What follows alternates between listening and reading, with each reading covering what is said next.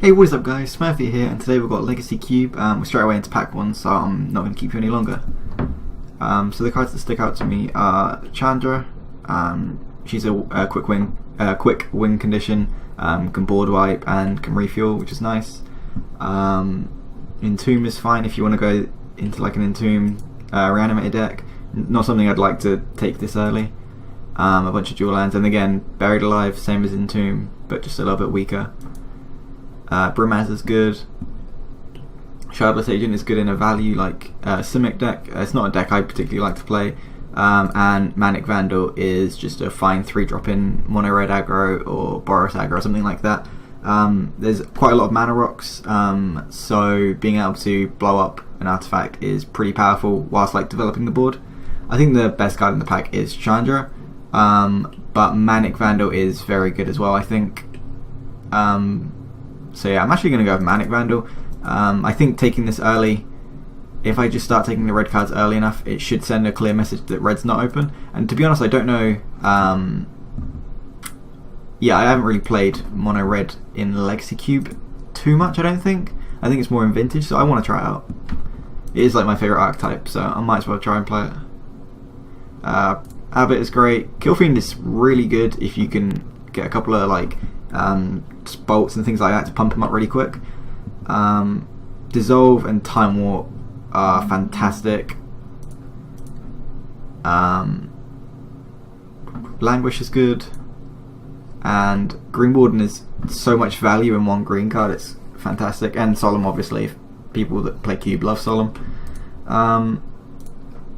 Yeah, if I was gonna like pick the best card in the pack, I would have went Chandra into Dissolve or Time Warp. But I just want to play mono red today, so that's what I'm actually going to do. And I'm going to take Abbott.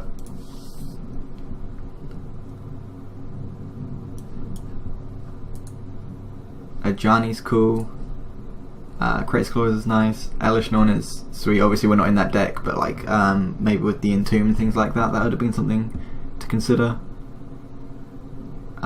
Serac is cool. Mystic Snake I really like. I find it gets picked later than normal just because it's 2 colours, and I don't know, people seem to not like it as much as I do. But I think it's really good. Any counterspell in Cube I think is really powerful, because everyone's obviously trying to do powerful things, but if you can just like slow them down, and I think that's really good. And like sometimes it's just a body for like a sword or things like that, or a jit or anything. Cunning Spark Mage seems fine. I like Ajani. The Temple I could take, I guess, if you know that's something I want to go towards. But I'm just going to take a Johnny Vengeance here. He's really good. Sometimes you just burn him to the face. Other times he can just like just take over the game on his own instead of just killing them. So Stoke the Flames is fantastic. Rishton Port is good if you want to slow your opponent down. Impulse is fantastic. Bloodbraid is very good. I'm not sure how good Storm is in the Legacy Cube compared to the Vintage Cube. That'd be something I'd like to see. But yeah, I think I'm just going to take Stoke the Flames here. Oh, I have not seen this Chandra in Cube before. So for this pack, Chandra's cool, Bloodstained Myers obviously good, and Boros Charm. I think, although we have got Ajani, so I expect to be playing white. I think Chandra is better than Boros Charm.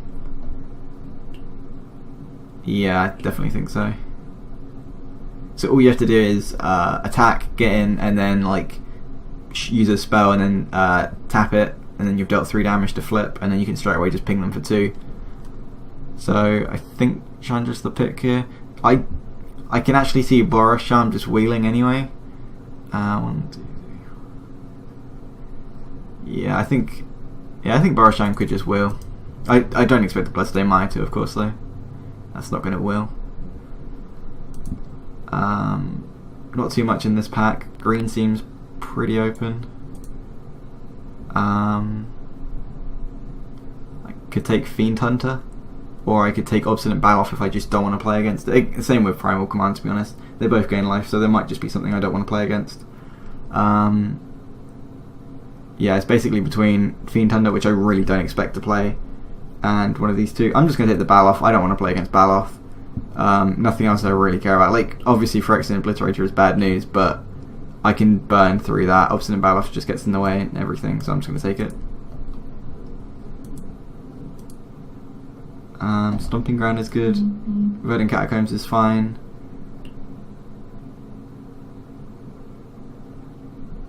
Three mana, deal 3 damage. That's really bad. It's good. Like, obviously the Board Wipe is good, but we're probably not going to be doing that. So I think I'm just going to take the Stomping Ground in case we somehow end up in green. Like, I like Xenagos, the Reveler. I think he's really good. The Planeswalker, at least, not the 5 mana god. I don't think that would be good in this deck. Mirror Entity is great if you can use like Dragon Fodders and things, and then just pump them up, even to like 3/3s. If you pump tokens up to 3/3s, that's a lot of power. Tangle Wire is fine. Scroll Rack is fine. Student of Warfare is okay, but I'm quite happy taking this. This is like a card I would happily splash for. I think Brimaz is going to have to be the pick. Yes. There's nothing else really to consider, I don't think.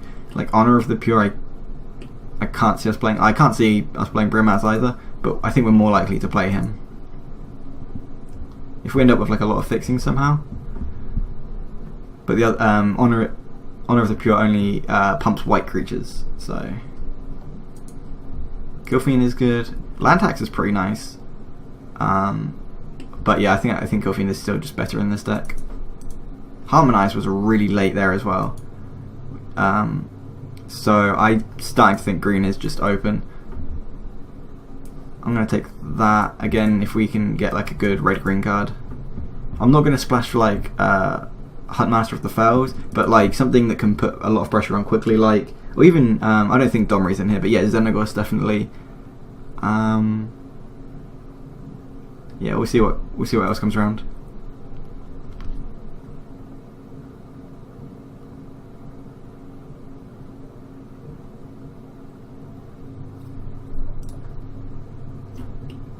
Really excited to play with the new, or this isn't the new one anymore, like the third newest one, but yeah, really excited to play with that. That and Killfiend really promotes the idea to play burn spells as well as creatures. Obviously you play burn spells anyway, but like these two make you want to play a lot more than you typically do.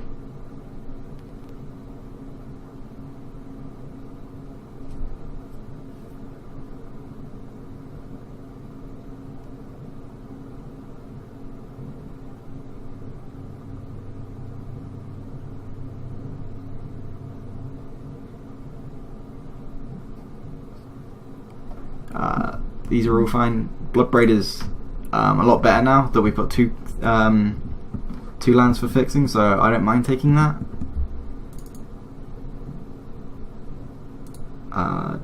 None of these I particularly want to play. I'll take the Summoning Trap in case we play against a heavy counter magic deck, and then we can.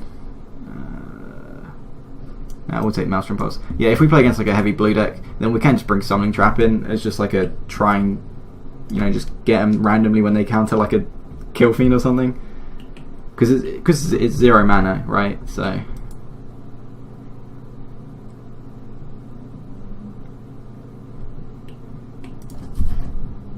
I think forcing red was not the optimal thing to do, clearly, because pack one's not terribly great, but it's cute. I just want to have fun, and that's what I feel like playing.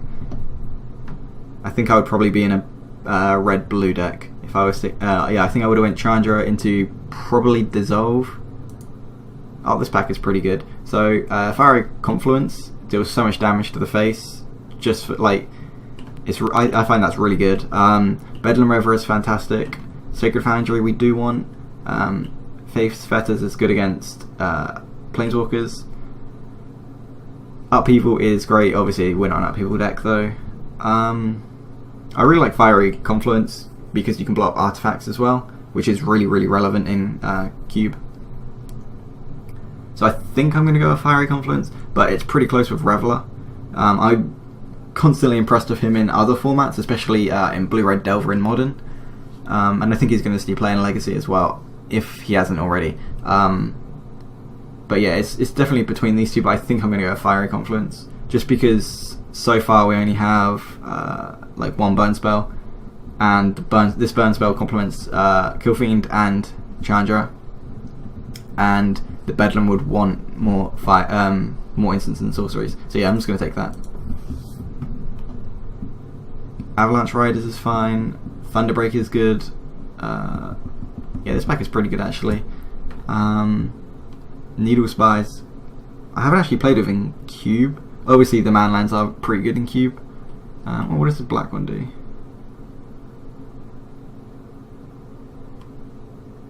Okay. Yeah, so Thunderbreak is good. Avalanche Rider is just to blow up your opponent's land. If they're playing like any more than 2 or 3 colours, then you can really punish people with Avalanche Riders. Arc Trail's good, just to like clearing out creatures. We do have quite a lot of 4-drops, but I think we're only going to be playing Bloodbraid or Ajani. I don't think we're going to be playing red and green. Probably more towards white at the minute. But we do have better green fixing, so I'm not 100% sure.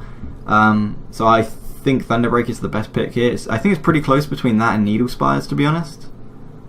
But I'm just gonna take the Thunderbreak here.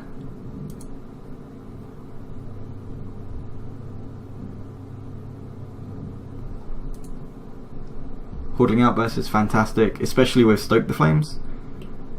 Roast is good. Riftbolt is fine. Ravages of War, if you can get ahead on board early, and then just Ravages of War, and then just like kill them with like a Brimaz and an Abbot and things like that, that can be really good. I think I'm just going to take Hoarding Outburst here. It's really good with Killfiend and Chandra, and it works with Stoke the Flames. So yeah, and again Mirror Entity, it works really well with. So I think that's pretty much the clear pick. Thalia, I guess we could consider. But I think Hoarding Outburst is just better here. Oh, Wasteland. Wasteland is good, Lightning Strike is good, and Inferno Titan is good. We're not a Wrath of God deck, obviously, we're like the opposite. Soulfire can be okay. If you're like in a aggressive mirror, then that can be really good with burn spells. I do like Wasteland quite a lot, but it looks like we're pretty mana or color intensive, so I don't think we can pick Wasteland this early. Like if we get it like late, then it's fine.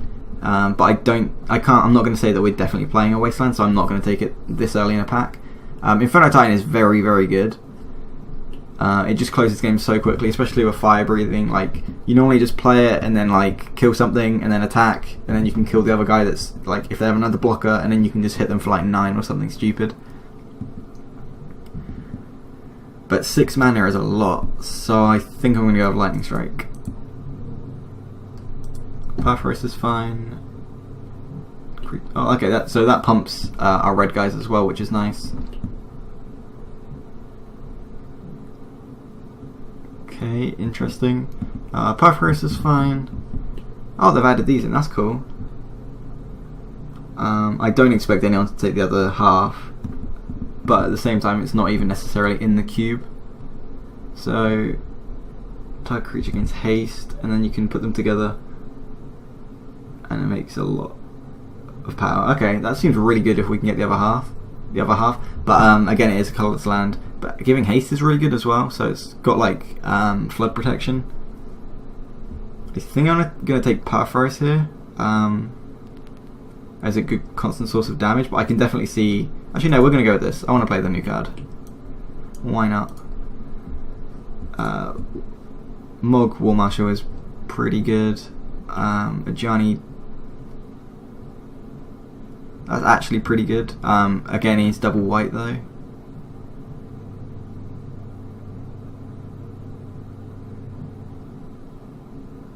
On each creature you control. That's really powerful with tokens. And that does, but then again, that is our second Ajani as well. I'm just going to take the War Marshal here. I think there's definitely reasons to pick the other one. Ooh, Domri. If you've ever actually spoken to me about Modern in person, you'll know that I absolutely love Domri Raid. Yeah, I absolutely love Domri. I think Domri is like probably my favourite Planeswalker of all time. Just does everything I want, and just for 3 mana. I'm just going to take Domri. Definitely. Obviously not as good in this style of deck because we're going to go for a lot of instants and sorceries, so the plus is not as strong. But yeah, Domri is awesome. Rootbound Crag. We're going to have fantastic red-green mana, or we can take the Banefire. I think we have pretty good mana, so I can see taking this.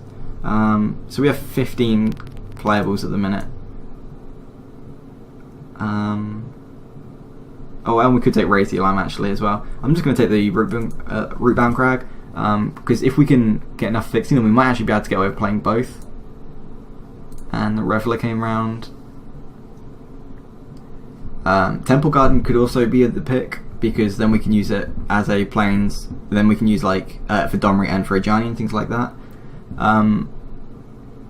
It might actually just be better than the Reveler here. I think we're not going to have too many instants and sorceries in the graveyard, so I'm going to take the Temple here. That could definitely be wrong as well. I don't want to take another non-red land though, so I think I'm just going to take Arc Trail here. Right. Wow, all these 3 are pretty good. I think Ravagers of War really complements the Planeswalkers, because if you can just like play a Planeswalker then blow up all the lands, you can just use the Planeswalker to win instead of just like beating them down. I think all 3 have their merits. I'm just gonna take Riftbolt, because we know then we're gonna play it, and I'm not really sure what we're doing with all the green and white at the minute. Omnath is pretty good. He's a lot of mana though, so I think I'm just better off taking this. Yeah, I think that's pretty close. I don't think it's terribly relevant. I don't think we're going to play either. Probably Eldrazi Momentum here. Glorious Anthem is good, but again it's double white. Yeah, we'll just say that. I don't think we're going to play it anyway. Oh, Ajani as well. And I forgot about that actually. We have the Stirring, so just makes the white and green splash a little bit more realistic. And my Modo's crashed. There we go. Oh, Bushwhacker is really good. Nissa is great with tokens again. With the dragon. Oh, we don't have a Dragon Footer, sorry, but we have Mog, War Marshal, and Hordling Outburst. Because you can just put counters on everything, and the green is very, very realistic. Active Aggression is fine. And I also really like Bushwhacker.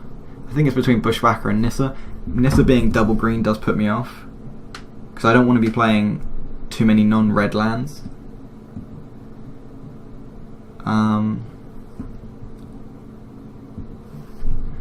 That's tough. We've only got 9 creatures, so I'm just going to take the Bush. I can see the Bushwhacker wheeling though, that's the thing. So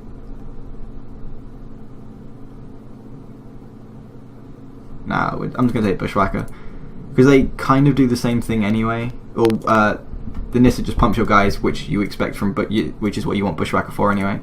So I think it's fine to take Bushwhacker. Oh wow, Raphelos. Raphelos is like the reason to play green, in my opinion. Like if I see Raphelos in like pack 1 or 2, I'm just going to jump on green. Unfortunately, we are not that kind of deck, but yeah, Raphelos is insane. And the other Bushwhacker, that's cool. Declaration in Stone is good. Condemn is fine. Don't really want to be giving people life though. And Banish Priest is obviously fine. But oh, and Edric. Edric is really good. Like, I'm pretty much always happy to splash for Edric, but we've already got enough colours. But yeah, like, Edric is really good. If you're playing any sort of beatdown deck, just being able to play him and draw like 1 or 2 cards is really good. But yeah, we'll just take the Bushwhacker here. I'd really like to see a Dragon Fodder, or something like a Swift Spear or a Goblin Guide.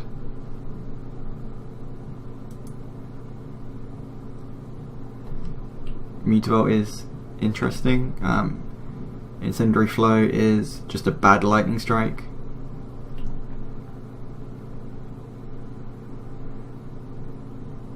Oh, okay, he's like an Abbot then, just like a Megamorph version. So I think it's between the Flow and the Shaman.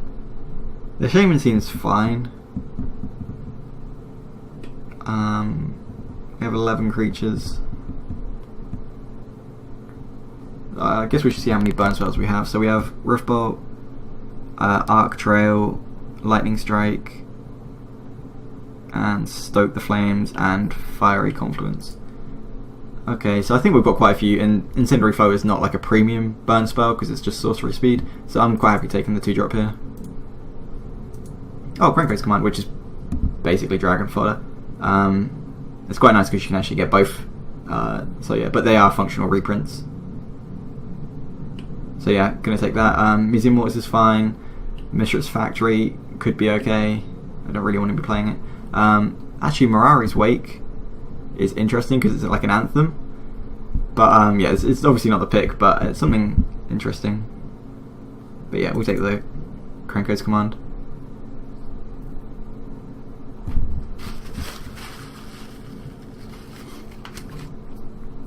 Okay, so from this pack, I pretty much between like Mana Tithe and Fire and Ice, but Fire and Ice is just fire.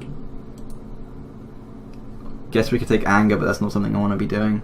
Chameleon Colossus is not what we want to be doing. I guess we could hate draft the Whip of Erebos, but that's not something I'm interested in. I'd rather just take the Mana Tithe at that point.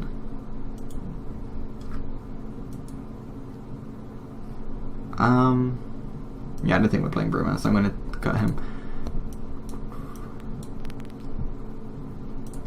I think we're just going to take Fire here. It's not what we want to be playing, but I guess if we need it, it's there. If we're like against a green deck, you can use it just to kill 2 of their mana dorks, which is fine. Yeah, and we'll take Lightning Mauler here. Armageddon actually is pretty nice, but it does look like we're in green more than red, more than white. We probably could get away with playing both, but I really like Lightning Mauler anyway. Being able to just pair it with something like a dragon or something is really powerful. Oh, Primeval Titan and Pia. Oh, and Mother of Runes, and to a lesser extent Mentor.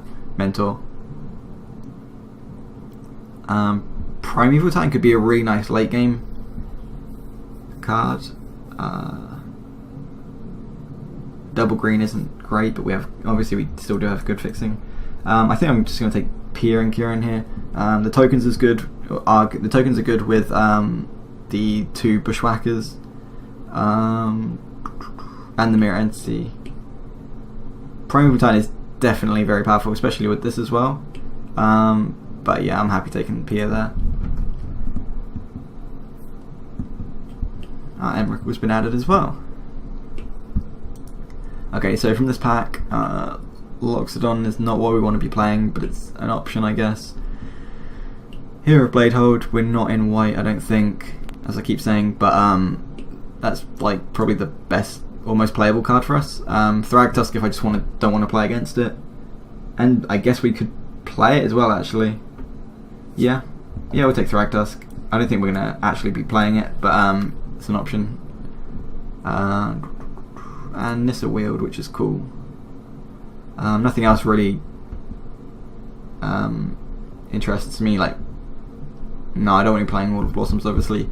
Kiora is fine. We don't have anything. Like, sometimes you can just play Kiora and just ultimate her without even your opponent being able to react, because it doesn't take very long, and it's quite hard to like beat her down. So, but yeah, obviously we're not playing blue, so.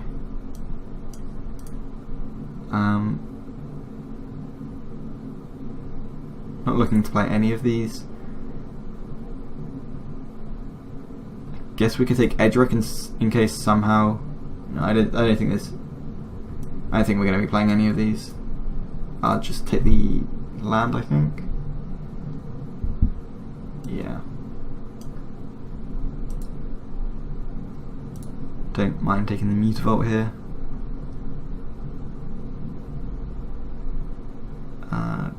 We have 7 lands, so 24 playables at the minute. We don't really want to be playing any of these. Yeah, we'll take Mutavault. none of these we're interested in. We can just take the Sun Titan that we don't want to play against. Green seems really open, so I don't see the point in cutting one of the green cards. I'd rather just cut the white card. Yeah, I don't think it really matters at this point. We'll take the cord. No, we'll take the whatever that is. I can't even pronounce that. Shieldred? I don't know. Another green-white land. And Storm Chaser Mage. Okay, so I guess we could play both.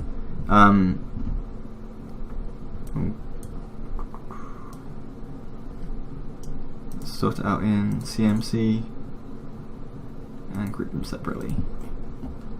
Okay, so that's actually a 2-drop. Riftbolt is a 1-drop. Well, it's really bad that we don't have any 1-drops. Goblin Guide, Swift Spear, Stormkirk, Noble are the 3 that come to mind. I don't know if they're all actually in the cube though. I know the first 2, I don't know about the Stormkirk. Yeah, we'll take these out for now, just so we can make sure we've got enough cards.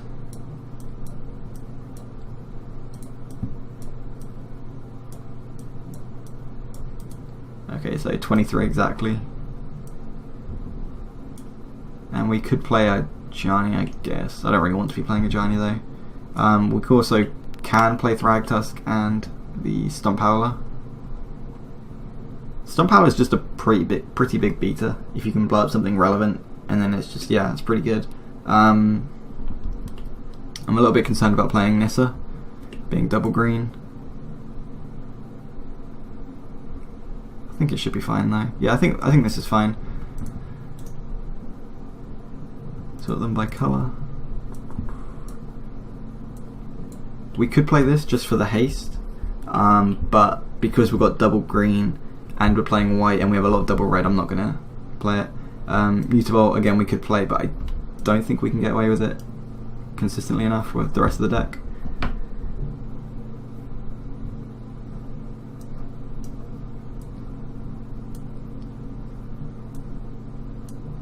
Actually, with all these green-white lands, we might be able to get away with it.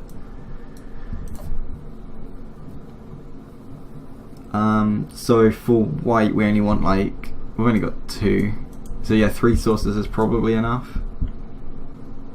I guess we could try and cut the white, or the green, but probably more the white. And then just play just try and get more consistent mana base, and then we can play Eldrazi Momentum and the Mutavault.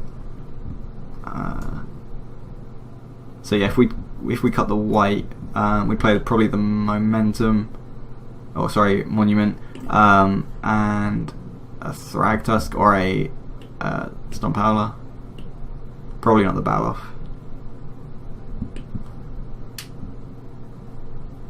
But yeah, I think it's better to just play these 2. They're both very good. And then I guess we just add mountains. I don't think we need any more. We definitely don't need any more green sources. Don't think we need any more white either. Hey guys, welcome back.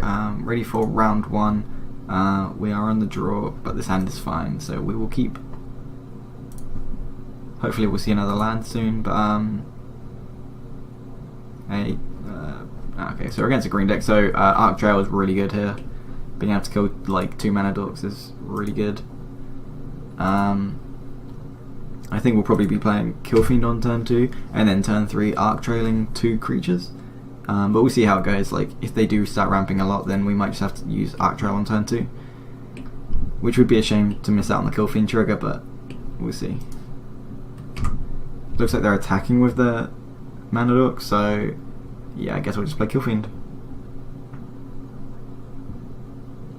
Assuming they don't play Raphelos. If they play Raphelos, then we have to. Okay, that's not too bad.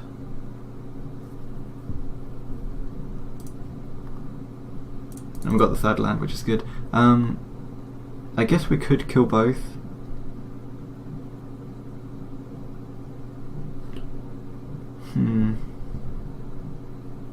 So if he plays another land, he has the potential for 6 mana. He'll have 3, 4, 5, then put a counter on it, untap it, and then tap it for 6. 6 mana is a hell of a lot to have on turn 3, so it might actually be better to Arc Trail here. Yeah, I think I am going to do that. The first one deals 2. Yeah.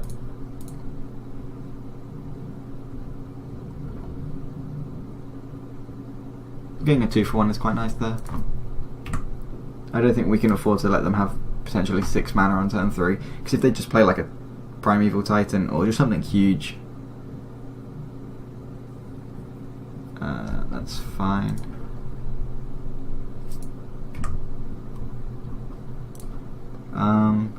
So we can Hoarding Outburst, Manic Vandal, we can morph this guy.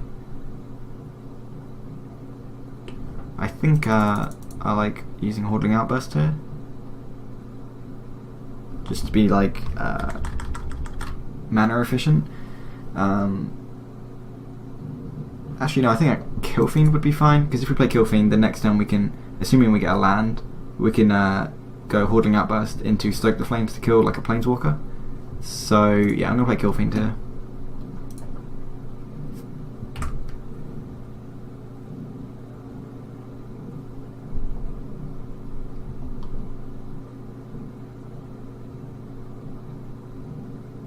Oh, I never explained, oh, that's not good for us.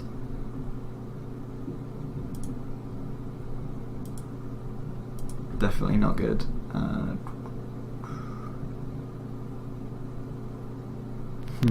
Here I think we just Krenko's Command.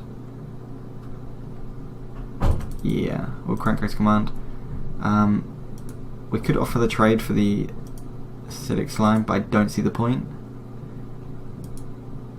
So I'm just gonna pass. Yeah, I don't think it's. I think we can easily just like draw a burn spell to get rid of that, like a Rift Bolt or anything, and then use the Kill Fiend to get in for a lot more damage than the burn spell would. So next turn we do have Stoke the Flames to kill the Acidic Slime if we have to. We'll just use the 2 goblins and the 2 mountains, and then the Kill Fiend might be able to just get in. And he's playing Sylvan Caryatid, that's fine. It's a bit annoying, but he's ramped a lot, but he hasn't done anything with it, which is really good for us. Yeah, I think we just want a Hoarding Outburst here.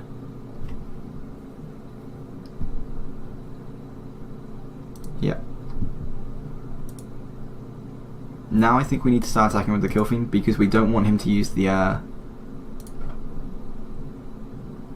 Acidic Slime to just keep blocking one every turn and slowly killing them all. So this way, like, it encourages him to block, yeah. Actually, it would have been better to Stoke the Flames that, and to get the Kill Fiend in for a lot more, or potentially kill the Caryatid. So yeah, that was definitely a misplay. Yeah, that was a big mistake actually. Chandra is good, but we're going to play like Pia and Kira Nala next turn. So I don't actually know when we're actually going to get time to use Chandra. However, she does run away with the game really quickly, because they're not playing much, and they've ramped and they've stopped doing anything. Oh, actually no, they have Caryatid, so yeah, we'll put that on the bottom.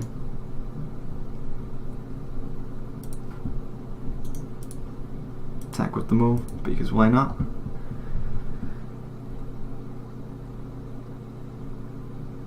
So he has like 8 mana at the minute.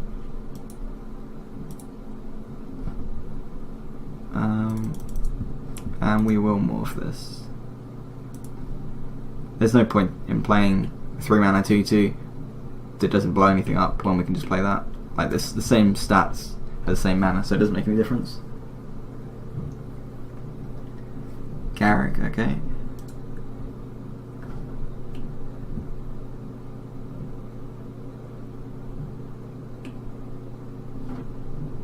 That's a bit annoying.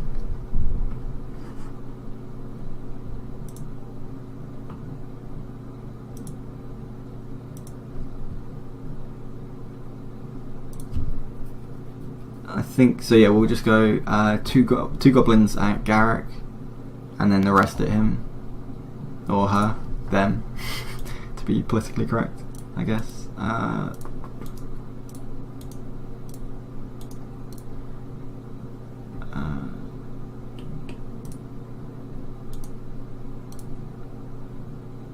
That's a bit annoying.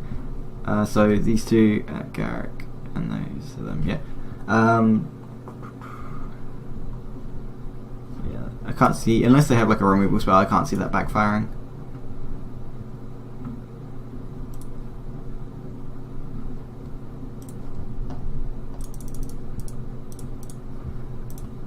Play Pierre here, and a Nissa off the top would be really good here.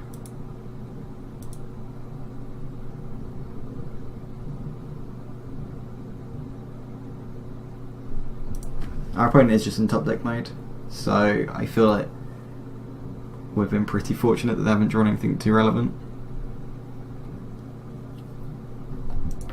Like, we do have a pretty good board, but like, considering all they've done is Garricked, Acidic Slimed and Ramped, that is obviously a big risk in playing Ramp if you don't have too much card draw. Gain 7 and search your library for a creature card, put that card into your hand. Okay. See what we're playing against at least.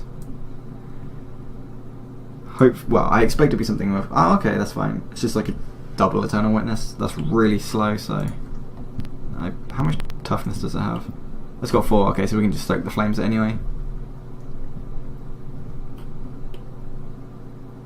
And if we want to use Manic Vandal, it's when it enters the battlefield, destroy target artifact, not you may. So if we do play it, we will blow up one of our Thopters, unfortunately.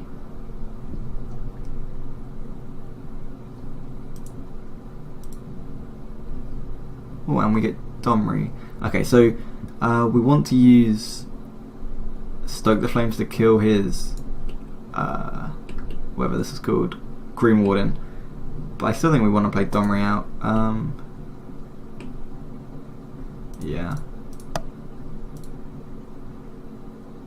I'm going to use the green instead of the red in case we get a Bushwhacker off the top. Yeah, I think that's the only relevant thing. And it's a mountain, okay. We'll just attack with everything.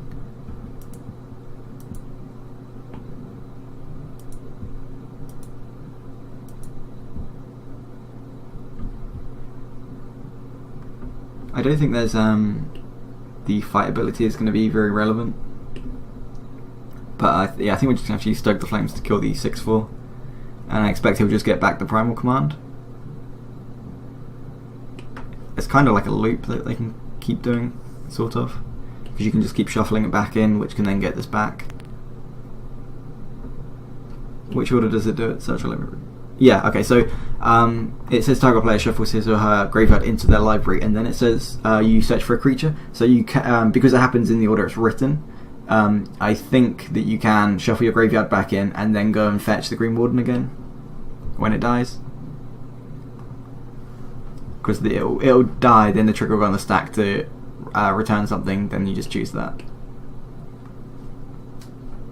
Oh, I did not see that coming. That's pretty good.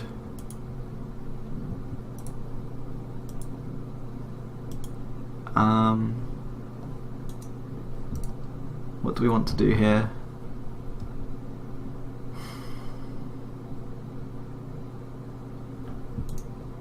I think we plus Domri first.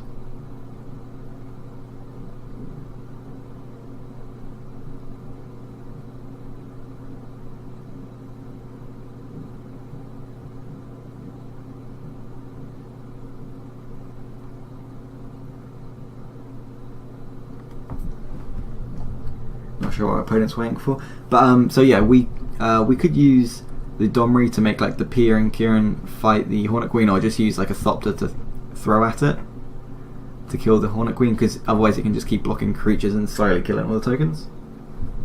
I'm hoping that we're going to draw something like a Bushwhacker soon, or something, or Nissa to pump up the creatures.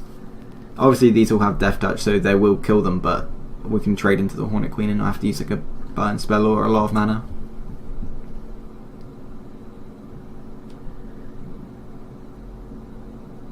And if we do use the Thopter to shoot the Hornet Queen, I think we might play the Manic Vandal, and then the trigger on the stack targeting a Thopter, we can throw it, so then we don't have to blow up both Thopters. Yeah, I think that's... I don't know what's going to happen. It depends what we draw, of course, if we draw a creature at least. Our opponent seems to be waiting though.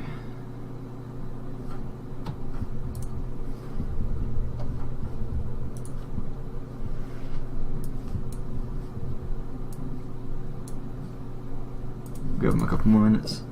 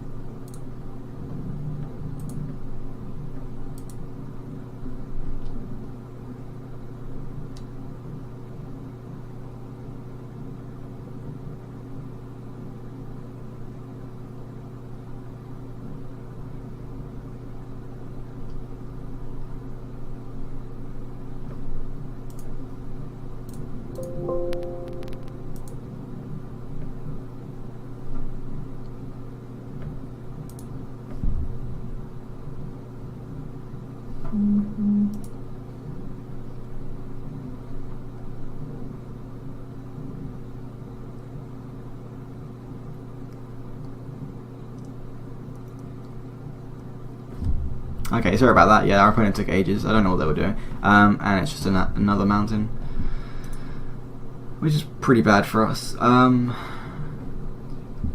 Costs 3 mana to activate, yeah.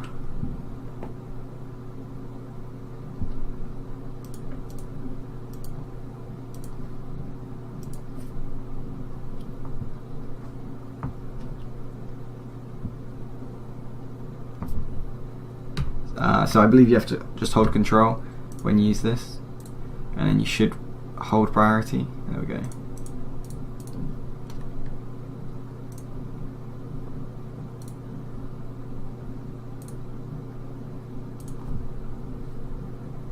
Okay. Unfortunately, yeah, we're not going to get the we're not going to blow anything up, I don't think, with the Manic Vandals, so I think it's fine to just play out. And then attackable creatures. We could hold back the Pia and Kieran, it's just going to trade with a token. So, yeah, it seems fine to just hold it back here.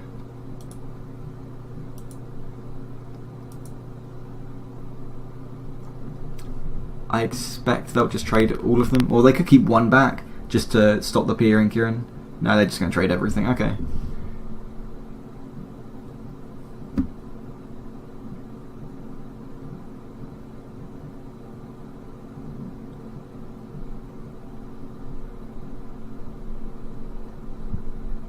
We know we're going to draw a mountain, so we're, unless we draw something off Domri, I expect we're just going to use Stoke the Flames just to hardcast it. So I'm not worried about keeping any creatures up to, like, when they cast the, whatever it's called, the Green Warden to end of turn stoke it, because I think we're just going to have loads of mana anyway.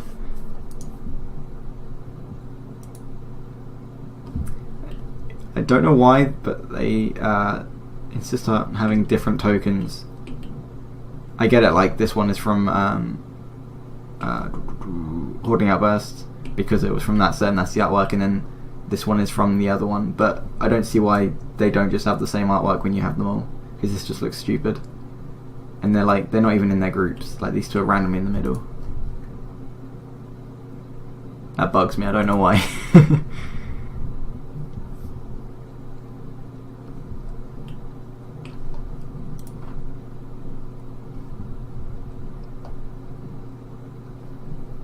So they only have access to 3 mana this turn, so they're not gonna use it this turn, which is nice.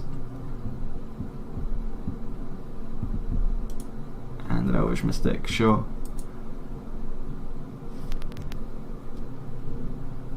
Oh, they're gonna start attacking Domri?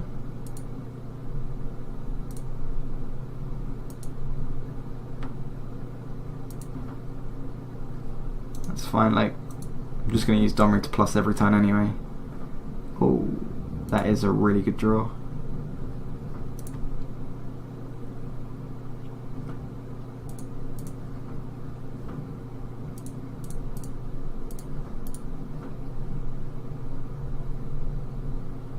They might just be dead here, actually. So they can block 3, and then they'll take 2, 4, 6, 8. Ah, no, close.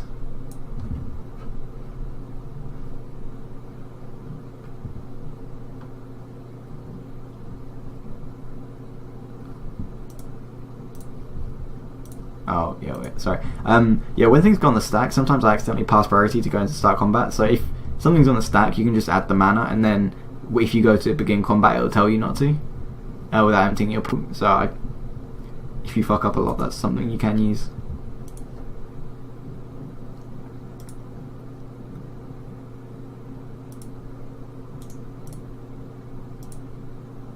So he has to use all three. The Caryatid can block that, and then Elvish Mystic, and then that into that. Okay, I would have done those two the other way around. I think that's just lethal, is it not? 2, 4, 6, 8, 9, 10, 11. I'm not sure. Oh, that is lethal. Okay. Sorry, I thought we only had 4 tokens that would have been unblocked. Sweet. Okay, so we know that they're playing a lot of mana dorks. We can bring in this. This doesn't give. Okay, it does give flying, so that's relevant. I don't have anything that gives tramp. This doesn't give trample, does it? No. Okay. Yeah, so I definitely think we bring this in just because it can kill multiple mana dorks. What do we not want?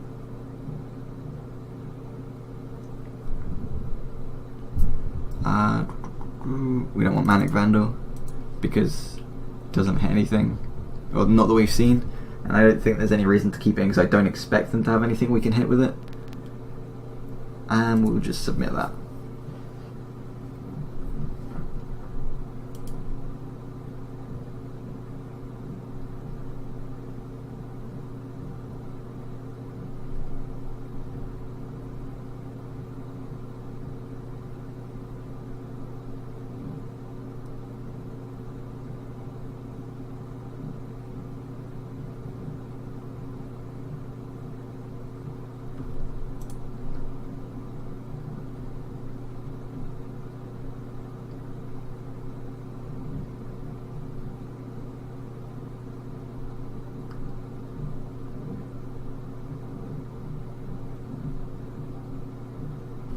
Okay, and back for game 2.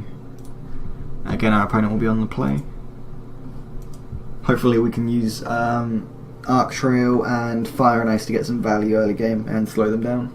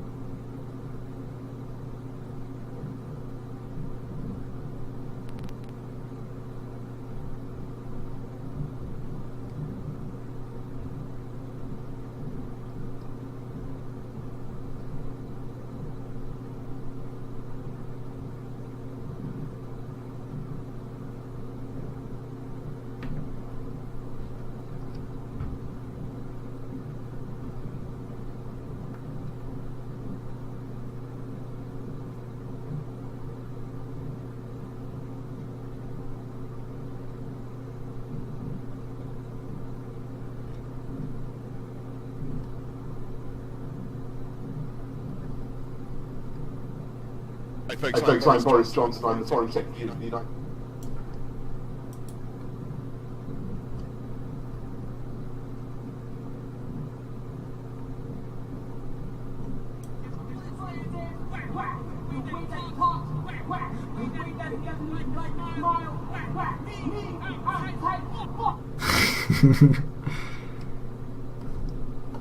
What the fuck? I don't know what our opponent's doing.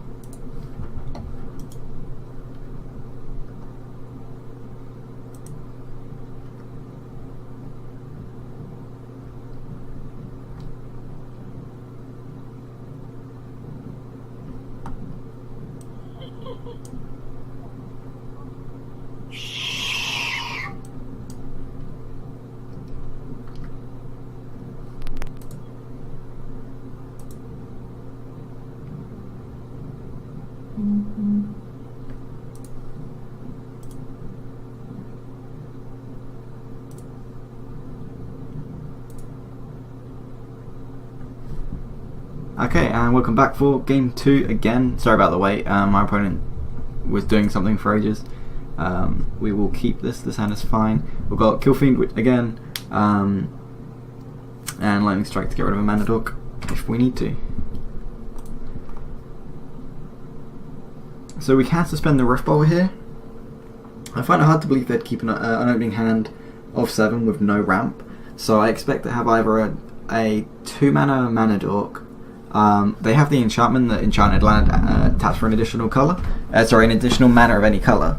So there's that as well. But I'm not sure if it's worth suspending the Rift Bolt to try and kill something next turn, or just wait.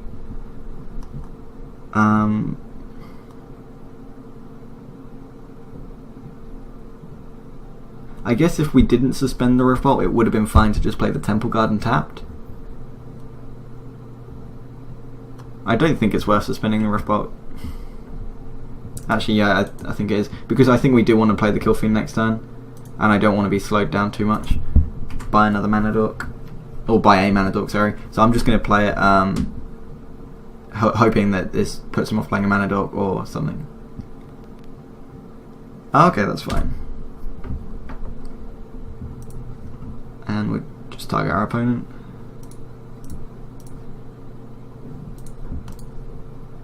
Like, it's not terrible to use it on the opponent's face. We'll just play Kill Fiend here.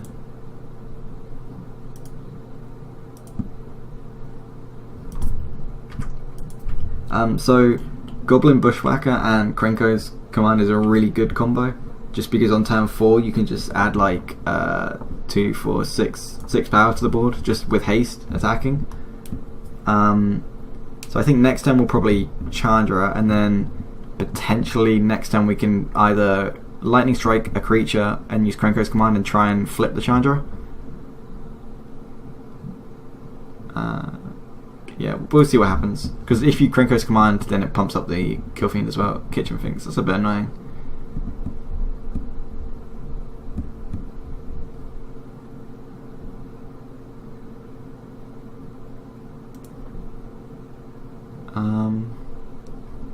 Yeah, we're just going to play Chandra here. And pass. Kitchen Finks is definitely very good against us.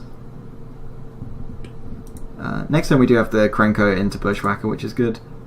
And then he can either, if he doesn't block the Kill Fiend, he's going to take 1 and then +3 and then plus the 1 from the Bushwhacker, assuming he doesn't play another blocker. So if he if he blocks that, then he doesn't block Chandra, and that means Chandra will flip. And if he casts a red spell, okay, so it doesn't even have to be instants and sorceries, it is just any creatures. That is very relevant.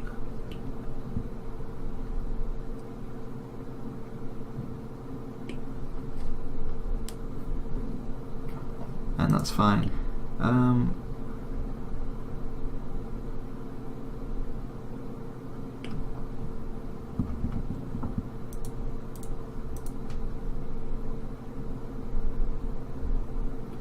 That was a really good draw.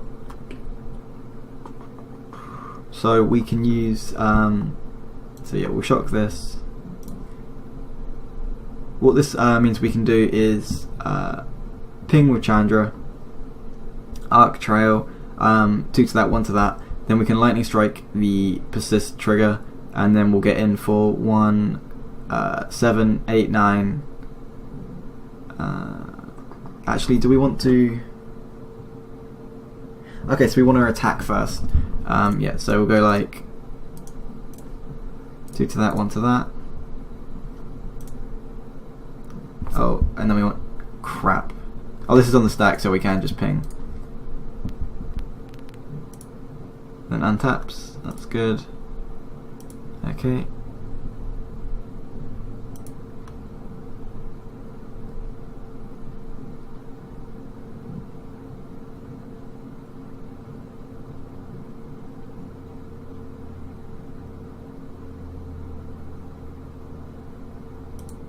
Yeah, so you have to use the ping to make Chandra flip, I believe. Like, you can't ping them and then attack and then it flips, because it's on the on the ability. So I think what you have to do is attack with both, and then use Lightning Strike before blocks to ping this. Yeah, it sounds really overcomplicated. Yeah, I think that's the way you have to do it though. So you attack with both.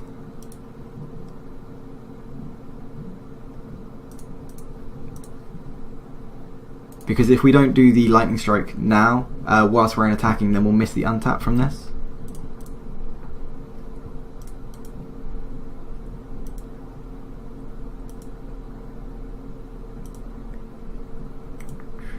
Okay, then the damage happens. Then maybe phase 2 we can tap the Chandra, and then flip, and then deal another 2. Yeah, that looks. I think that was a lot more. I don't think there's a way you can do that without it. I don't know why, but I think that's just how you have to do it.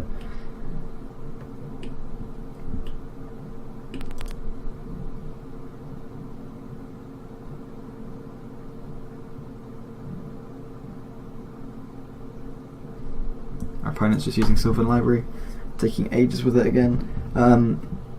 We're looking in really good shape here, because next time we can play these, add loads of power to the board, and they have to block the Kill Fiend, and then this is 6, 7, 8 damage. So he has to play at least one of the blocker here, and that's just to survive the turn.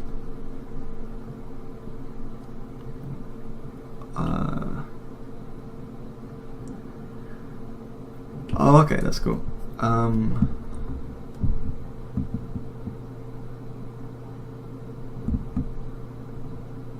think it's fine to just use the combo here, just to get it in whilst oh, he only has one card in hand. Yeah, I still think it's fine to just do this way around.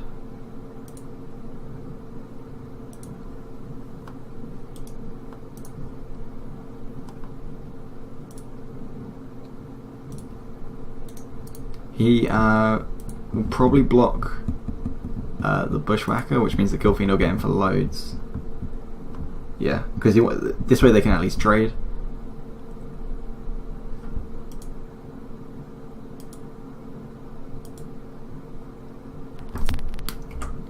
It might have been better to play the Chandra, I'm not sure.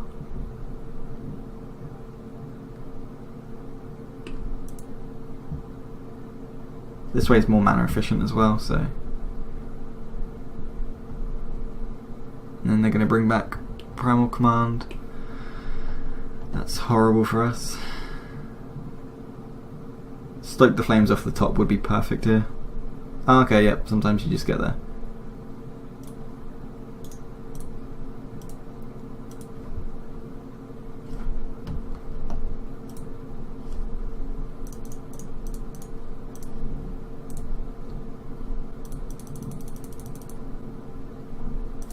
And F6. Yeah, sometimes you just get the cards off the top. Yeah, so that was round 1, 2-0, and off to the next round. Hello guys, welcome back, Smurfy here, and we are back for round 2. This hand is fine. We have Kill Fiend and Bushwhacker, which is okay. 1 green mana source off Nissa, and Fiery Confluence is great, so yeah, we'll keep this. I think this can do damage to creatures. To each creature, okay. I wish that wasn't like our creatures as well, but because I would prefer that perhaps if it was like 1 damage to target creature, so then we could maybe use it to clear the way for the Kill Fiend and the Bushwhacker. But yeah, we'll keep this. Hopefully we don't see any early discard, because that could mess us up. I think we can just play the Temple Garden here, no reason to shock later. We're not going to be playing the Bushwhacker on turn 2 anyway. And we have no 1-drop, so we won't be playing it on turn 3 with Kicker. As well as like another red spell. Bloodgaster's fine. It can't blocks, and I expect we'll be faster than them, so I'm not worried about that at all.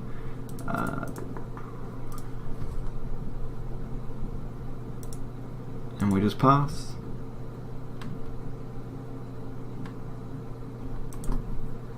There's no way we're blocking, so we can just F6 here.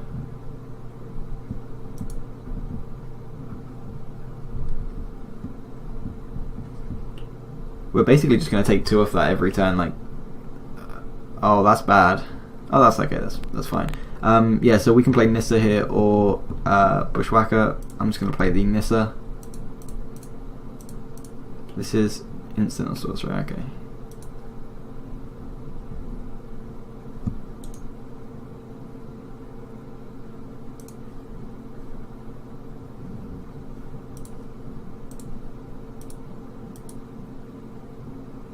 Yeah, we can just keep churning out 0-1s, sorry, and then use Bushwhacker to game with a lot of damage with them.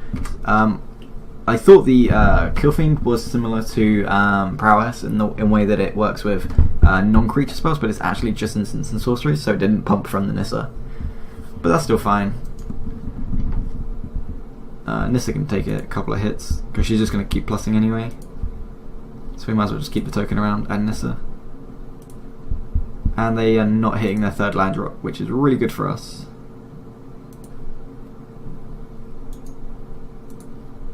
Make a token, and then we can kicker this and get for quite a lot of damage.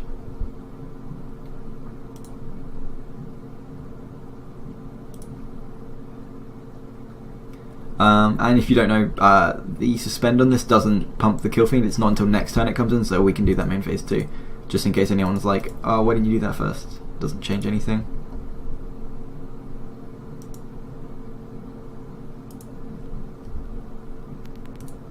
Yeah, we'll just suspend it now. It doesn't pump. Okay, so we'll just pass.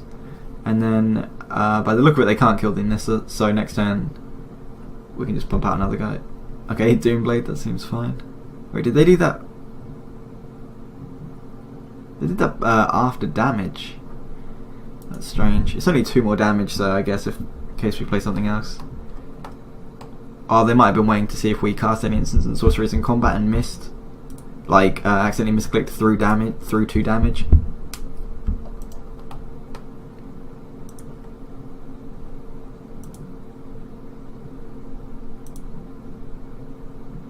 Could use the Rush Bolt to shoot that, but I expect them to get a land sooner or later, so they're just going to get the Bloodghast back.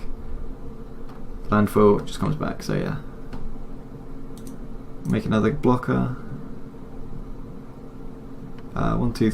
Sorry, these don't have any power anymore, do they? So just 1, and then we can use that to get in for 6. So we're just going to play Hoodling Outburst.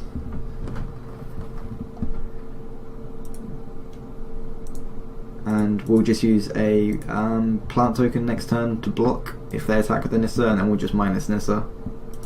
Yeah, we'll just minus Nissa, and that should just give us enough. It's really unfortunate they didn't hit their third land drop. It kind of sucks when your opponent doesn't get to do anything. Like, obviously winning is nice, but I'd rather have a good game.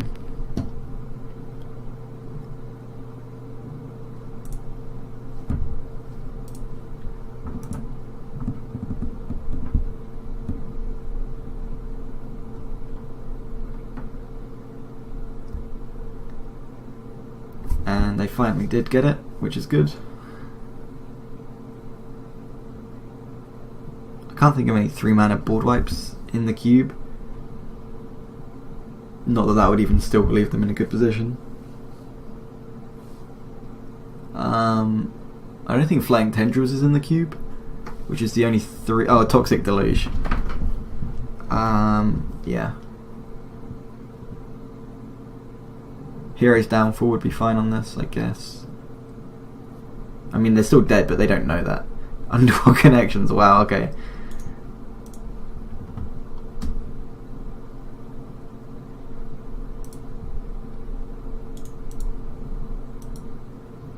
They might as well make us kill them first. Yeah. Okay, so that was game 1. So all we know is we're against what looks like a mono black deck. We didn't see any artifacts, so we can take out the Manic Vandal, I guess, if we want to.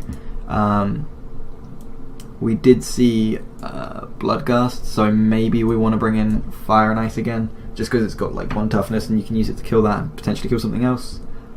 And they did play Underworld Connections, which is something to remember.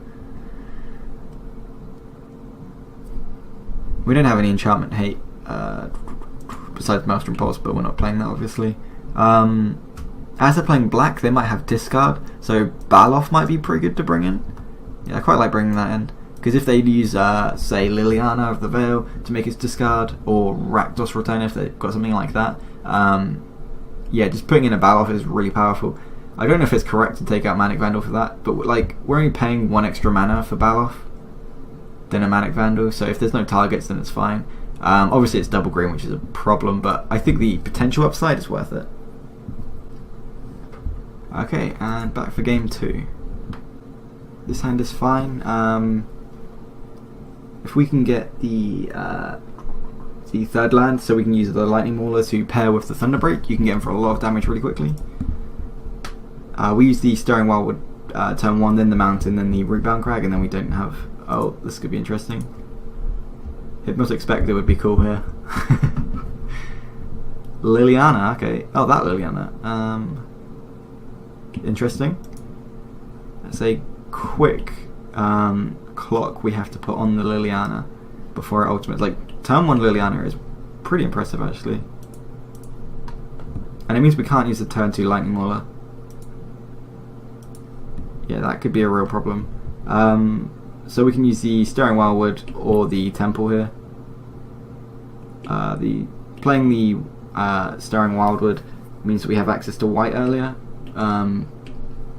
But the Scry means we can get burn spells quicker, because realistically the only... Well, so yeah, next turn will be their turn 2. It'll go up to 5, then 6, then 7.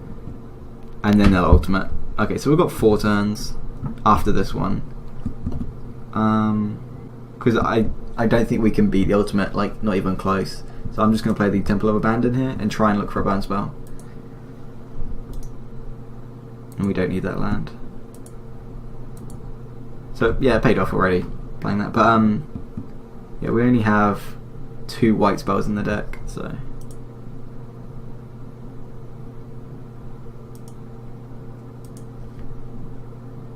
And we draw a Johnny, which is fine because we can't play the Lightning Mauler here anyway. So we'll just play the Stirring Wildwood, and pass. I believe, yeah. So that should do it for the shooting a Johnny. Sorry, using a Johnny to shoot Liliana. Because next time we'll play the Mountain, and then that'll go up to 7, and then next time we go Rootbound Crag or Johnny Vengeance, assuming they don't have discard. Oh.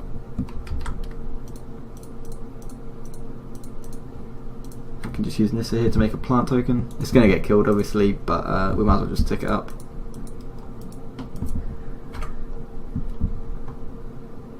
Assuming they don't have anything with Morbid, we should be fine.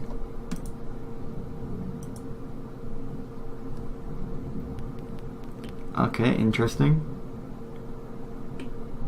So you can just use Vampire Hexmage to remove all counters from a Planeswalker, because it just says remove all counters from a permanent, not like +1 counters. So yeah, you can just use Hexmage to just one-shot a Planeswalker.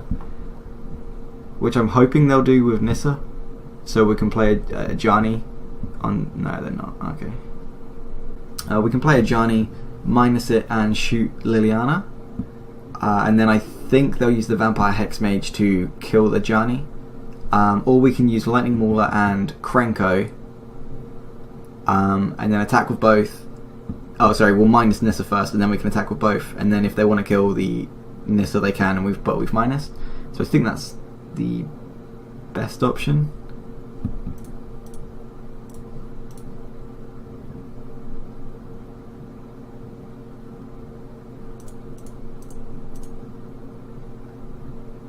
And we'll just soul bond with a random token.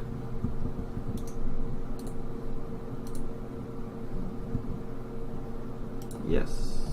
Okay. If they were going to... it should already be paired, so I don't know. There we go. Yeah, then we'll put a counter on them all.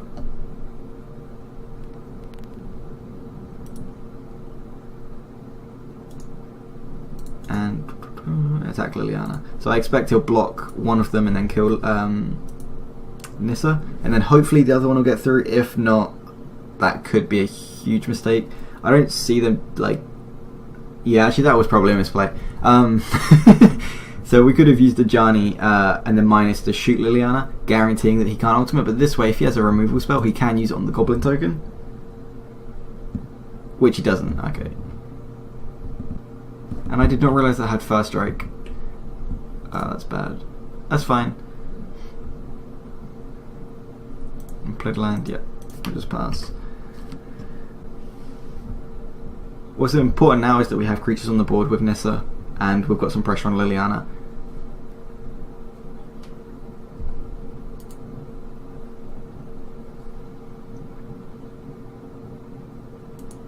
Pack Rat is pretty good. Yeah, it might have been better to just use Ajani to kill or to shoot.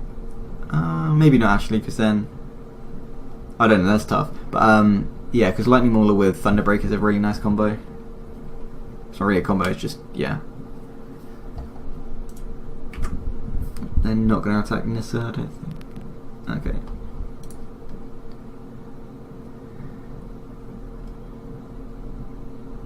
Is that until their next turn? Until yeah, okay. Yeah, I'm gonna play Thunderbreak here. I think that it just looks like that's a better board for us.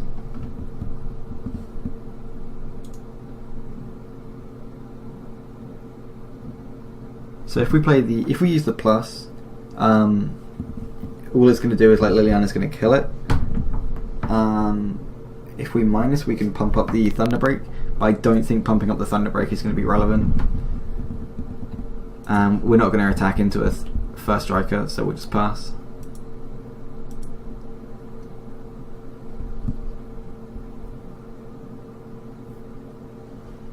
Make another Pack Rat, that's fine. They do quickly become out of control.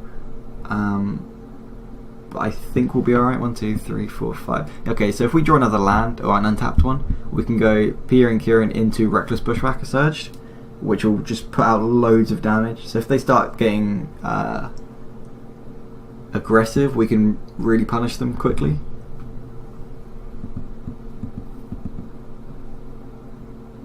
I'm surprised that they didn't just use the Hex Mage to kill the Nissa a lot earlier. I think maybe they have a Dark Depths in their deck, because they haven't seen that we have any other oh, they've seen we have Chandra, but besides that I think it's pretty greedy to keep this with Nissa. I guess it does block things nicely, and then the Liliana can, I don't know, I think I probably would have just killed the Nissa whilst I could. Okay, so they're going to kill the plant token, that's fine. Hex Mage to finally kill the Nissa.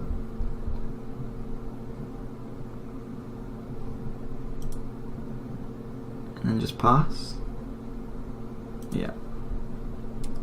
And we drew an untapped hand. That's awesome. So we'll pay the 2.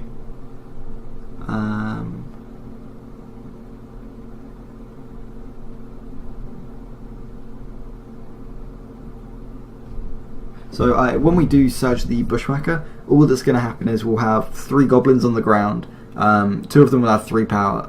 Oh, this costs 3 to discard? Okay, so this does cost 3. So they can make another blocker, which make them all 3/3s. So he can't actually block these, because if he blocks one with this and then he blocks one here, then they'll all die. And then the last one will go down to 1/1. So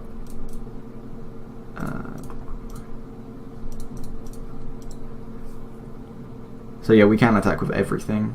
And I don't think we'll down the swing back. No, we won't.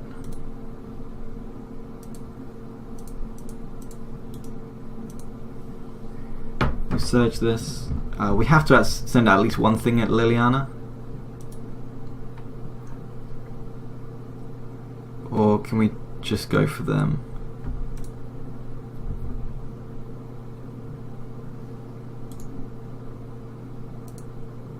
Uh, 5, 8, 9, 10, 11, 12, 13, 14, 15, 16, 17, 18, 19, 20. So if we attack everything, then we are putting lethal. But they do get an emblem if we attack all of them. So I think we just use 2 Thought-Press at Liliana.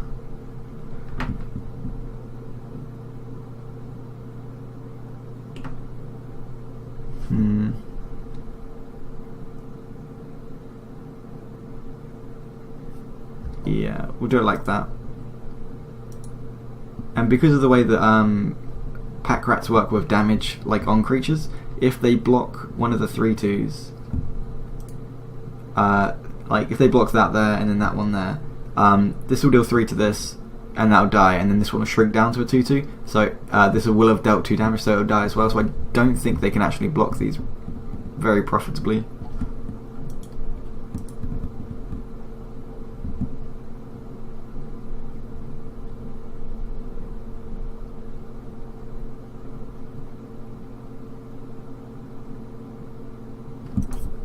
And I think they're now working that out. Because at this point they're pretty heavy into pack. Well, 3 cards isn't too much. But, yeah, if I was them, I would be looking to win with pack rat at this point. That or Liliana. And I don't think they're going to be able to win with Liliana at this point. Just because we've got the Thopters in the air and the Thunderbreak. So he's not going to be able to ultimate it very soon.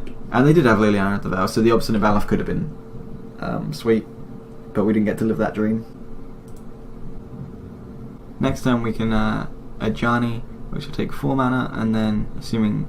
Yeah, so next turn we do have, between Thunderbreak and Ajani, we do have lethal. I don't see our opponent winning this unless they have a board wipe, but even if they do, we have Ajani anyway, so I'm feeling pretty confident here. That is... Yeah, I don't think there's any way they can win with all the burn now. Like, we can attack in the air for 5, and then we've got 6 there. Or 3.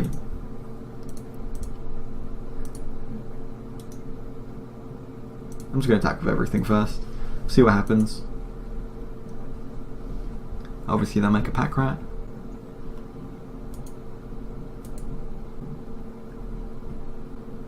I discarded a swamp. Because like they're currently on 5 land, so when they play the 6, they can then discard 2 cards a turn. But because they're only drawing 1 card a turn, it just makes sense to do it like that. Yeah, obviously it's fine like that. Not too worried. And now we can just burn them.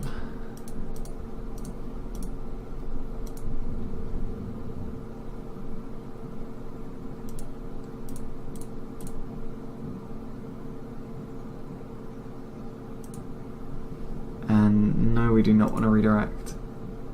No. Cool. So that was... yeah, that was round 2, and on to round 3. Peace.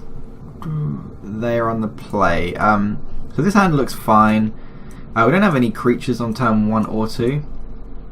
But then we do have a lot of creatures on turn 3 and 4.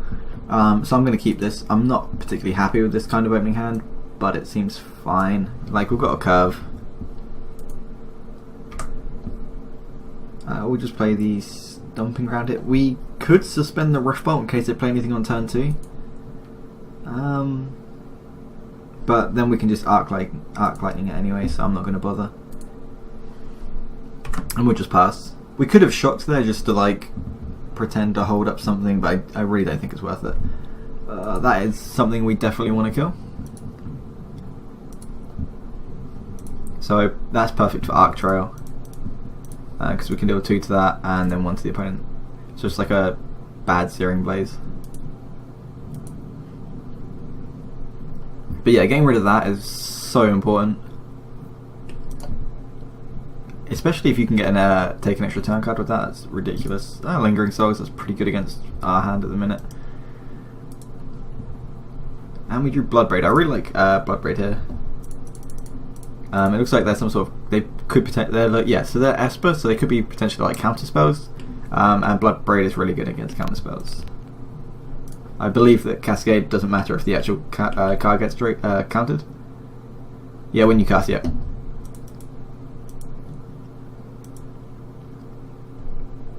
And I'm going to hold off on the Pia and Kieran Nellar because I want them to use their spirit tokens to block the goblins and not block the Thopters. So I'm basically going to get aggressive with the goblin tokens, and hopefully they'll trade them off just to save themselves some life, and then we can capitalize on that after.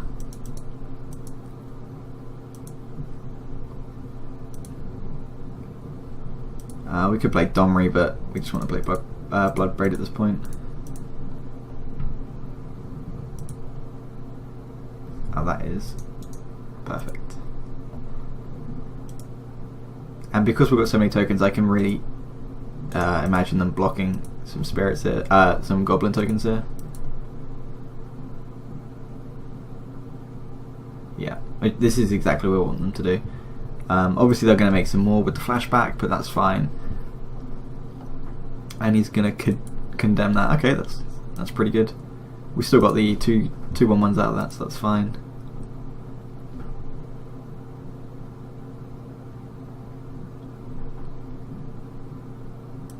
Okay, that's pretty good for them.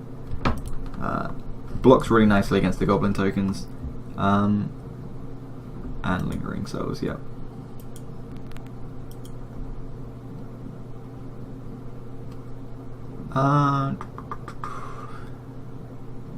Here I think we just play out the Pierre and Kieran. And we can keep Stoke the Flames up as well. It was probably better there to attack with the 3 goblins first and hope that they trade the goblins, the spirits into the goblins, and then they'll just use the Phyrexian Ravager to eat one of the goblins. But so yeah, that might have been wrong.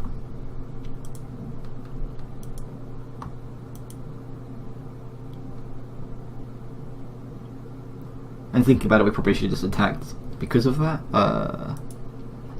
He's just going to Mind Seer, I expect. Just to draw a card. Yeah.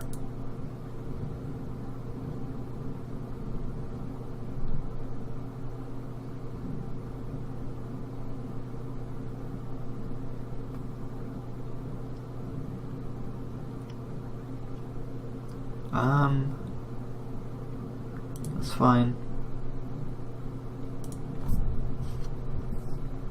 So we can go end of turn Stoke the Flames. We can kill Jace. We could even kill the Phyrexian Rager here. Yeah, if we use the Stoke the Flames to kill the Rager, then we can just attack everything into Jace and kill Jace anyway. So I think that's fine.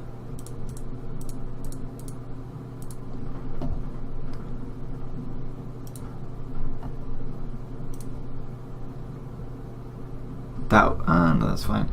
Yeah, so attack everything into Jace. Everything but 1, I think, is correct.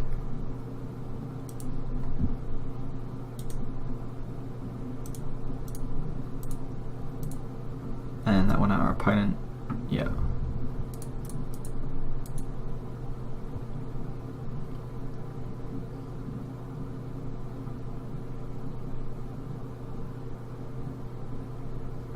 There's no point in them blocking Aethopter with a spirit just to trade, and then the Jace will still die.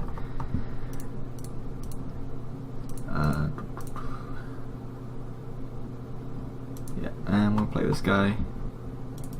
Or gal. I don't actually know if Domri is male or female.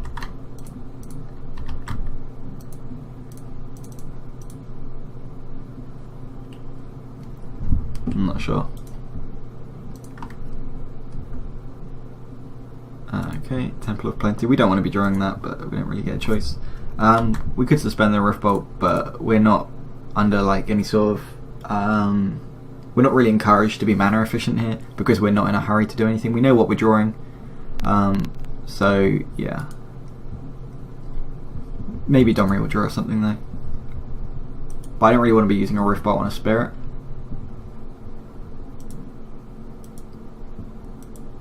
It would be like a lot more beneficial if, say, he activates his Shambling Vents to block a Goblin, and then post-combat we can just Riftbolt it. It's not as good as, obviously, like a... Oh, okay. Yeah, that works. I want to Scry before I use Domri. Killfiend is fine. I don't think we want it, though. Just because of how it lines up with the Shambling Vent, I think I'm just going to put it on the bottom, because then we'd have to cast a instant or sorcery first. And yes, we will take that.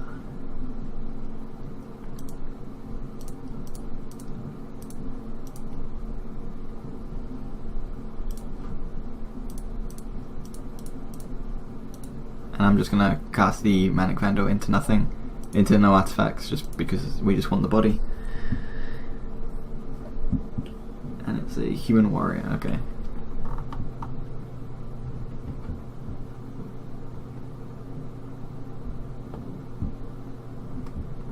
Liliana's pretty good. Maybe they have something in their deck that can gain life. Oh no, they're just going to make us discard a Rift Bolt, that's fine. So it would have been better to suspend it earlier, but I still think it was incorrect to do that.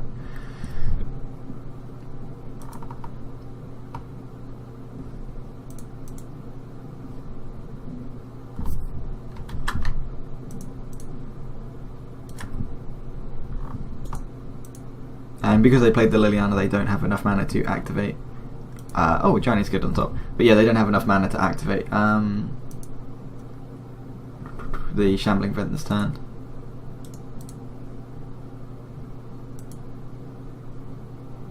I don't think there's any point in attacking Liliana here.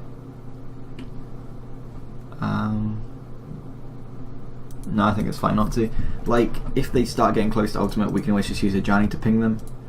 I just want to start killing our opponent as soon as possible. It might have been better to keep the mountain in hand so they plus Liliana. We'll see what they get. Plus it's nice to just have information on what they've got in their deck. Oh, you don't have to show us that. No, okay, sorry, I forgot that's a demonic tutor effect, so they don't actually have to show us. It's not like target player, it was one card, sure. But yeah, sorry, I thought that they have to show us with this, but they don't.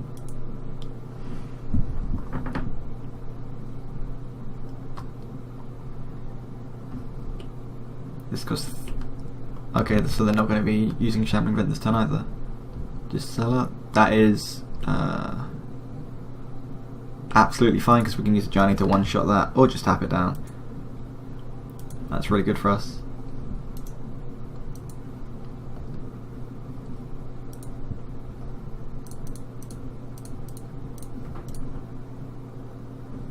Oh, it doesn't actually tap things now. The target permanent doesn't have that yet.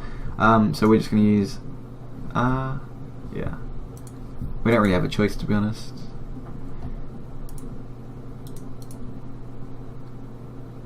We could kill Liliana here. Yeah, I think that's correct. Like, we're so far ahead at this point. Domri's near ultimate. They still have to deal with the Johnny after that, and they've got a board to deal with.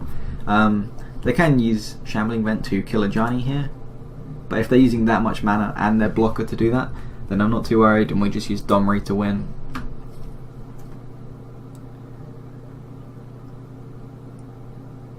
So yeah, it'd be interesting to see if he does use the Vent to try and kill a Johnny, or to kill a Johnny. Like, he knows we don't have anything, but...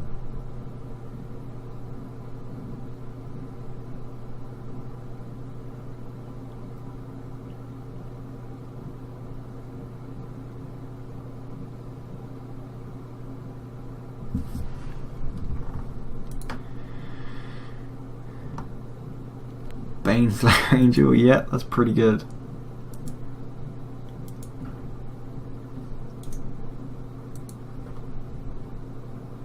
And another mountain. Oh, that's really bad.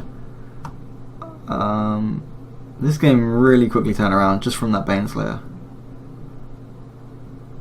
Oh, Baneslayer doesn't have vigilance. I thought it had vigilance. Okay, that's not as bad then.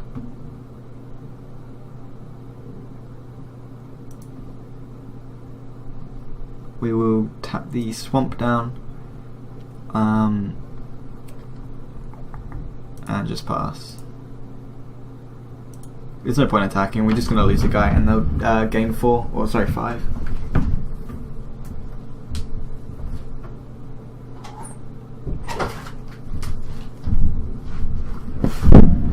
And they have Khan as well, wow, okay. Their end game is really good by the look of it. Yeah, that's really good. Getting rid of Domri a turn before ultimate is so... this is really bad now. Gonna kill a Johnny? Yeah.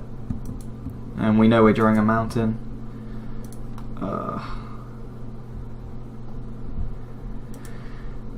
Well, we have to kill Khan and then go one our opponent.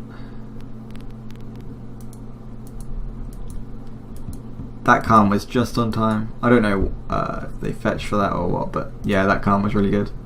Thoughtseize, I'm fine with that. Doesn't do anything except cost them life. I think if I was them, I would just boot up the Shambling Vent at this point.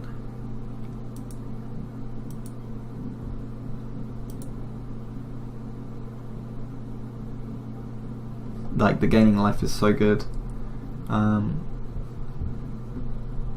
Yeah, and that would have added an extra turn, because would actually be on 16, and then it'd be attacking for 7 every turn. Oh no, sorry, that wouldn't have added an extra turn, would it? What does this do? Target creature gets -2 every time. Target creature card from your graveyard to your hand. Return that creature card. Yep, that's fine. I think they've got this game. We'll play it out, of course, but this is looking really bad.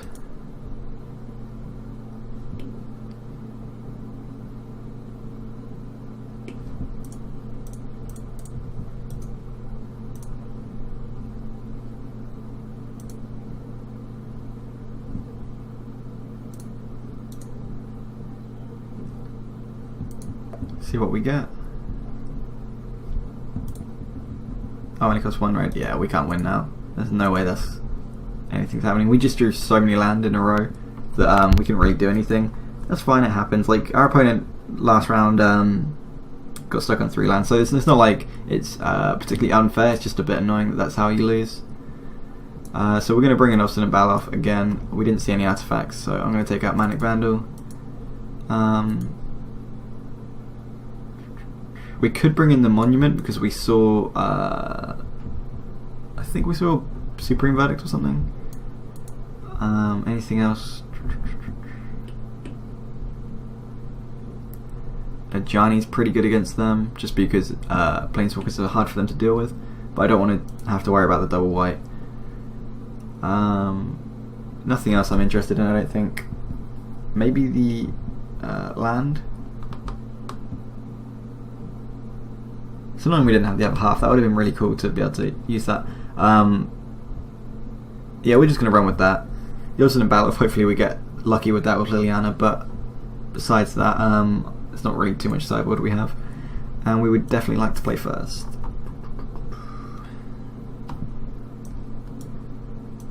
This hand looks okay. It feels pretty weak. We'll keep it though.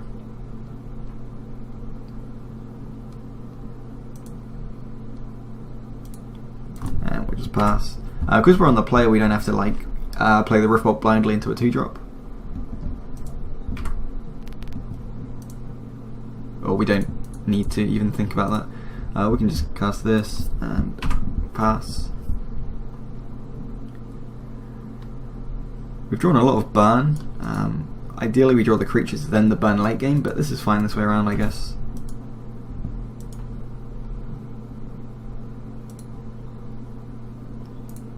We will pay it just because we don't really have anything to do with the mana yet. Tempo is fine.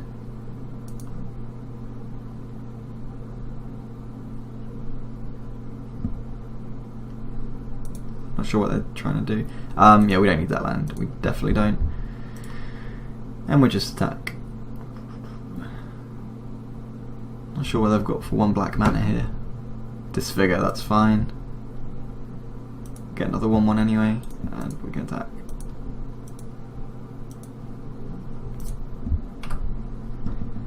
Is it when it leaves the battlefield, or when it dies? When it dies, okay, so that is relevant. Not here, but yeah. So if they had some sort of tuck effect, we wouldn't get the 1/1. I don't think they'll be using on that anyway, but it was just something I wanted to know. When it dies, make X 1/1s. We're flying. X is creatures in your graveyard. Okay.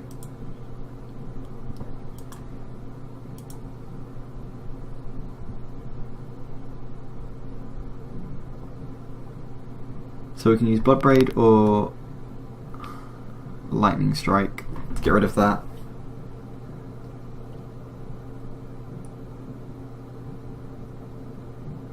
if we do Lightning Strike, we also get to play this turn as well. I think that's okay. I don't really want them to get another body from this, so I'd rather just kill it now. Oh, they... I did not realise it went like that. Yeah, so... because it goes to the graveyard first, it basically they guarantee one. I did not know that happened. That's fine. We could have also suspended Rift Bolt there, but that's fine. Okay, now if they Thought Seize us, it's really bad. Well, it's not really bad, but it's a bit annoying. Because I assume they'll take the Blood Braid, just because they have to deal with 2 spells. I can't believe they kept Gitaxian Probe in though. Seems pretty aggressive to keep that in. The Read the Bones I don't like, I get that, but Gitaxian Probe, oh, they do have blue mana sources, don't they? They're just really light on blue. I think the blue was possibly just for Verdict. 1, 2, 3. Okay, so we'll just play the Blood Braid here, I think. Let's see what we get.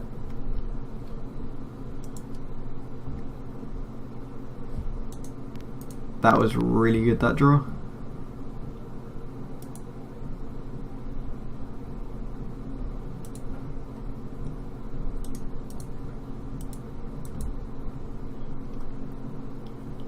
Now I'm starting, yeah, that's fine.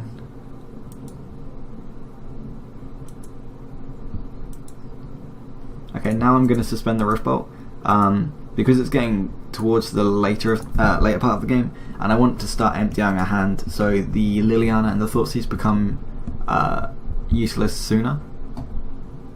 Languish, yep, that's fine.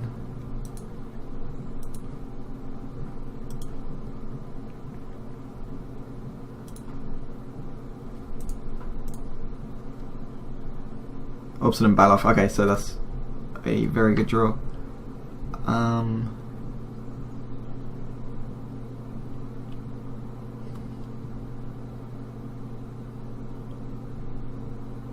So we could just play the Baloth, or we could use Fiery Confluence, deal 6 to them, and then just hardcast the Bushwhacker. That seems really bad though. Yeah, I think I'm just going to deal 6 to them, and see what happens from there.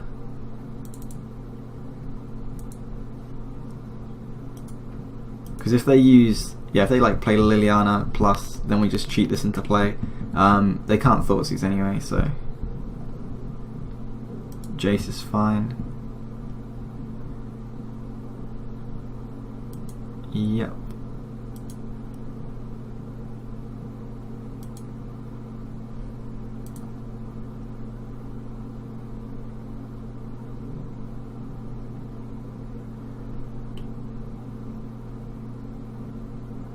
Okay, now we're not in a terrible spot, but if anything's going to bring him back, it's going to be this. I think we just have to pass. Doesn't have vigilance, so, and then hope they attack us.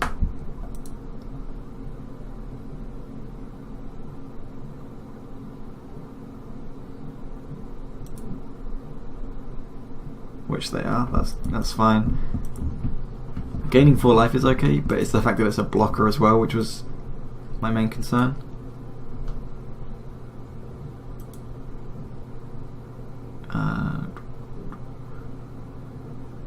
And they can flashback. Gitaxian Probe is the best thing they can do this turn. And they've now lost another blocker, which is really good for us. I expect they'll just flashback Probe just to see what's going on. No, it's just going to plus, okay.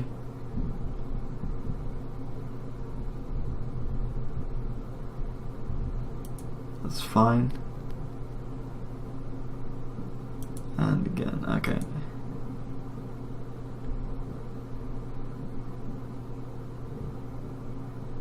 I don't think you can stack Arc Trail to deal 3 to the same thing. I'm just going to quickly Google that because that's relevant.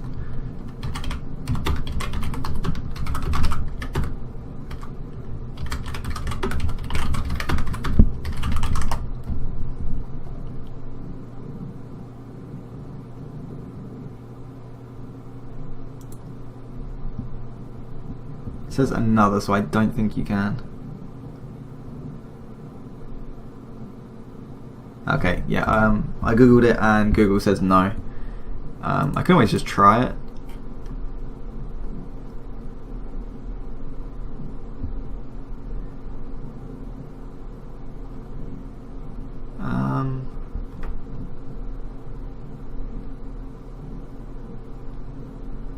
Yeah, just worried about what's the best way to go about this.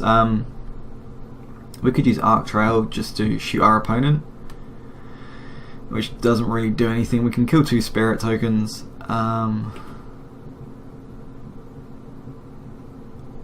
Like if we put them to 5, then they're just going to go up to 9 anyway.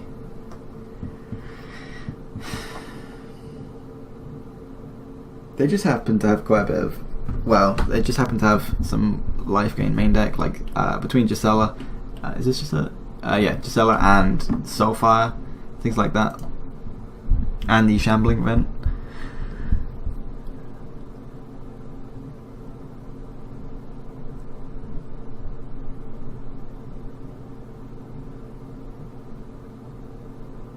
I think it's fine to Arc Trail 2 tokens here. We could choose not to, because at this point I'm just looking at how we can win. So if they play like some sort of discard spell which isn't like a choice, so like if they just go Lily, make us discard a card and we discard Baloth, and then next turn we get like a token generator and then we Surge the Bushwhacker and then we can swing of everything, that costs 3, 4, 5. So if we were going to do that, we'd have to Arc Trail this turn. So yeah, that's what I'm going to do.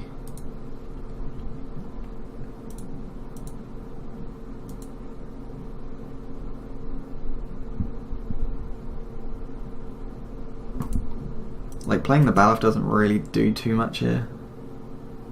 Okay. I guess we could play it out, but I like the idea that I think the only way we're going to realistically win is because of Bushwhacker. So I think playing to try and protect that is the best thing to do. I'm going to flashback Probe, that's fine. They know that they're not going to Lily now.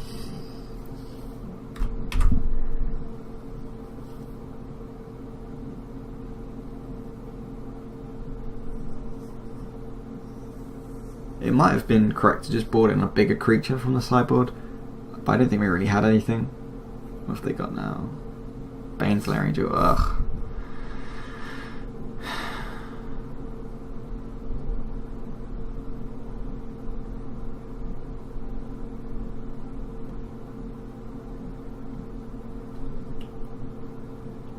It's got lifelink as well. Like they can just go back up to 20. I don't even want to play this out. This is. I really don't think we can win from this point, and I don't even want to play that out. It's not worth it. Yeah. So yeah, we finished 2-1. Thanks for watching, guys. This is Smurfy, and peace.